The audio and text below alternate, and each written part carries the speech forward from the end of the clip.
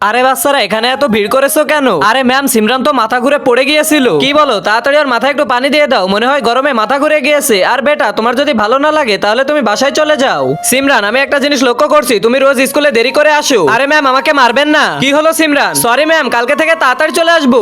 আরে সিমরান, তোর হাতে এত চোট লাগলো কিভাবে? হ্যাঁ, আমার হাতে অনেক ব্যথা করছে। আরে বল না। আর বলিস না, আমি তো আসার সময় সিঁড়ি থেকে পড়ে গিয়েছি। তো বাচ্চারা, এবার প্রশ্নের উত্তর কে দিবে? আরে ম্যাম, আমি দিব। না, আমি দিব। আরে আমি দিব। আরে সিমরান, তুমি ঠিকমতো স্কুলে আসো না, ক্লাসে তোমার মনোযোগও থাকে না, আর ঠিকমতো হোমওয়ার্কটাও করো না। আগে তো তুমি স্কুলের মনিটর ছিলে, সব ছেলেমেয়েরা তোমার দিকে এগিয়ে যাচ্ছে। আরে ম্যাম প্লিজ, আমার বইগুলো পড়াবেন না। এরপর যা হলো সেটি দেখার আগে তুমি যদি বাংলাদেশকে ভালোবাসো তাহলে ভিডিওতে একটি লাইক দিয়ে চ্যানেলটি সাবস্ক্রাইব করে দিবে। আমার কথা কি তোমার কানে যাচ্ছে না? Sorry ma'am. আরে টিফিন হয়ে গেছে। সিমরান, দেখি তুই কি এনেছিস? আরে না, আরে দেখি কি এনেছিস। আরে শুধু রুটি। ধুর, এত বারণ করলাম তাও আমার টিফিন খুললি। দাঁড়াও, না হলে তোমাকে স্কুল থেকে বের করে দিব। হ্যাঁ, আমার বাবা মা তো এটাই চাই। সাবস্ক্রাইব করে পার্ট 2 এর জন্য কমেন্ট করো।